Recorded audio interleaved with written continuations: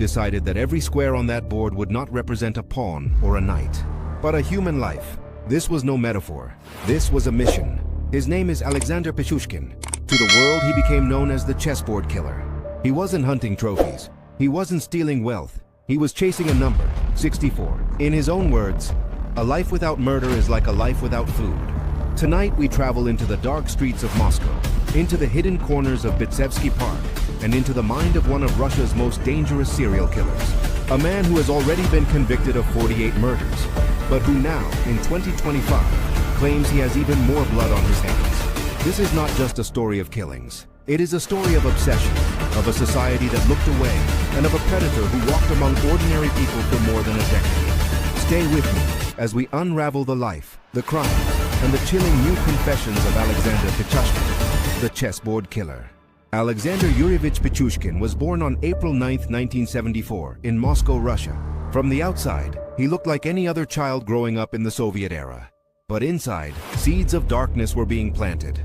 When Alexander was very young, his father abandoned the family. He was raised by his mother in a small apartment, struggling with the absence of a male figure in his life. At the age of 4, tragedy struck. Alexander fell backward from a swing, slamming the back of his head against the hard ground. The injury was severe, and doctors later speculated that this trauma to the brain may have permanently damaged the frontal lobe, the part of the brain that controls impulse, judgment, and aggression. After the accident, those who knew him began to notice changes. He became more aggressive. He was quick to anger. He didn't fit in with other children. At school, Alexander was bullied relentlessly. Other kids mocked him, pushed him around, and treated him as an outcast. In those early years, he learned 2 lessons that would never leave him. The world was cruel, and domination was the only way to survive. But there was one place where Alexander felt powerful: a wooden chessboard. His grandfather, who played a strong role in his life, taught him the game. Pichushkin became obsessed with chess, the order, the rules, the way one could control the board and trap an opponent piece by piece. It wasn't just a pastime. For Alexander, chess became a metaphor for control, strategy, and eventually, killing. When he played chess, he wasn't the bullied boy anymore. He was in command. And as he grew, the line between playing a game and controlling life itself began to blur. Every serial killer has a first time. For Alexander, that moment came in 1992. At just 18 years old, he invited a friend to join him on a walk. But this was no ordinary outing. The 2 men argued, and in that moment, Alexander struck his friend and pushed him into a sewer pit. It was his first taste of murder. But after that, something strange happened. He stopped. For years, Alexander didn't kill again. Some experts believe the death of his beloved grandfather during this period subdued him. Grief shifted his focus temporarily. But when that grief faded, the darkness returned with greater force. By the late 1990s, Pichushkin was ready to kill again, and this time, he would not stop. He began targeting the vulnerable, homeless men, alcoholics, and elderly people he met in Moscow. He would invite them for a walk, often offering vodka as bait. But the moment they let their guard down, he would strike. The first murders after his pause were brutal. His weapon of choice, a hammer. One swift blow to the skull, often followed by shoving a vodka bottle into the wound. It was violence mixed with humiliation. And then, he would dispose of the body in the sewer pits or wells of Moscow's Bitsevskiy Park. Bitsevskiy Park, a sprawling forested area south of Moscow, became his hunting ground. A place of quiet trails and hidden corners that hid a growing number of corpses beneath the earth. Each killing fed his sense of power. Each victim erased another square on his invisible chessboard. Alexander was no longer playing games on a wooden board. He was playing with life itself. The obsession that gave Pichushkin his nickname was more than just symbolism. Alexander claimed that his ultimate goal was to kill 64 people, 1 for each square on a chessboard. He saw himself not just as a murderer, but as a player in a grand game. Every victim was a piece removed from the board.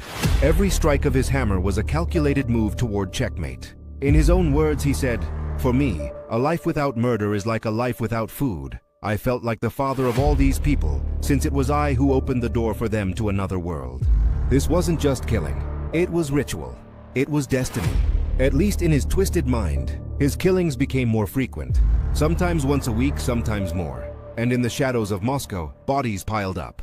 Many were never identified. Some were never even found. To the city, these were disappearances. To Pichushkin, they were victories. 1 square at a time, the board was filling up. But how could a man kill dozens of people in a city as large as Moscow without being caught for so long? The answer lies partly in the victims he chose. Most of Pichushkin's victims were people on the margins of society. Homeless men, alcoholics, the elderly, people with few close relatives. When they went missing, few reported.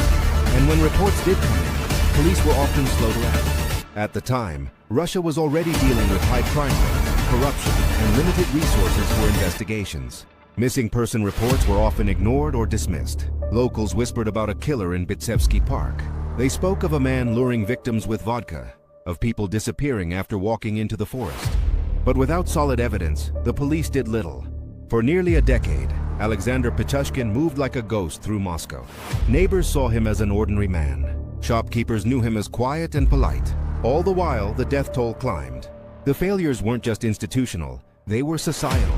The lives of the marginalized were considered expendable, and that blind spot allowed a predator to thrive. In 2006, Alexander Pichushkin's killing spree finally came to an end. The key was a woman named Marina Moskalyova. She was one of his intended victims, but before leaving her home, she left a note for her son telling him exactly where she was going, and with whom. The note mentioned Pichushkin's name. When Marina failed to return, her son went to the police with the note. This time, authorities took it seriously. Pichushkin was arrested soon after. During interrogation, he was calm and cooperative. He openly admitted to dozens of killings, even more than police had initially suspected. In 2007, his trial began. The courtroom was packed with journalists, families of victims, and curious onlookers. He was charged with 49 murders and 3 attempted murders. Ultimately, he was convicted of 48 murders and all 3 attempts. Throughout the trial, Alexander showed little remorse. In fact, he smirked and even corrected prosecutors, claiming his real number was higher. He wanted recognition. He wanted history to remember him. In October 2007, Pichushkin was sentenced to life in prison, with the first 15 years to be spent in solitary confinement. The chessboard killer had been cornered, but the game wasn't over. After his conviction, Pichushkin was sent to the notorious Polar Owl prison in Siberia's Arctic region, one of Russia's harshest penal colonies. There he lived in near total isolation. But even in prison, his hunger for recognition never stopped. In 2025, nearly 2 decades after his arrest, Russian prison authorities made a shocking announcement. Alexander Pichushkin had expressed readiness to confess to 11 more murders. These new killings, he claimed, took place in Moscow's Butovo district, crimes that had never been fully solved. If confirmed, this would raise his total victim count to 59, a number that would place him just behind Mikhail Popkov, Russia's most prolific known killer. Why confess now? Some speculate that Pichushkin's health has been failing in prison. Others believe it's his final attempt to secure the legacy he always wanted, to be remembered as Russia's deadliest predator. Whether the confessions are true or not, the announcement sent shockwaves across Russia. Even from behind bars, the chessboard killer continues to play his game.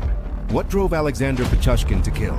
Psychologists describe him as a sadistic psychopath, a man who derived pleasure not just from killing, but from the domination and humiliation of his victims. His obsession with numbers, with reaching 64, suggests a compulsive need for structure and completion. But behind that compulsion lay something simpler, a thirst for power. By choosing vulnerable victims, he controlled who lived and who died. In a life where he once felt powerless and bullied, murder became his way of asserting dominance over the world. Today, Pichushkin stands as one of the most notorious killers in Russian history. His name is spoken alongside Andrei Chikatilo and Mikhail Popkov. Each left behind a trail of horror. Each revealed dark truths about society's blind spots. But Pichushkin's legacy is unique because he turned murder into a game. And so we return to the chessboard, a simple game of strategy, patience, and intellect, twisted into a symbol of death. Every move was a killing. Every victim was another step toward his imagined checkmate. Convicted of 48 murders, suspected of many more. Now in 2025, 11 additional lives stolen. Whether or not investigators can prove his latest confessions, one thing is certain. Pichushkin's name will forever haunt the annals of true crime. And it leaves us with a chilling question. What makes a monster? Is it the childhood head injury? The bullying? The absence of love? Or is it something far darker, buried deep inside the human psyche? Perhaps the answer is not in the child, nor in the man, but in the silence of a society that looked away until it was too late. This was the story of Alexander Pichushkin. If you found this story chilling, subscribe for more true crime stories, where we uncover the darkest corners of human psychology, one case at a time.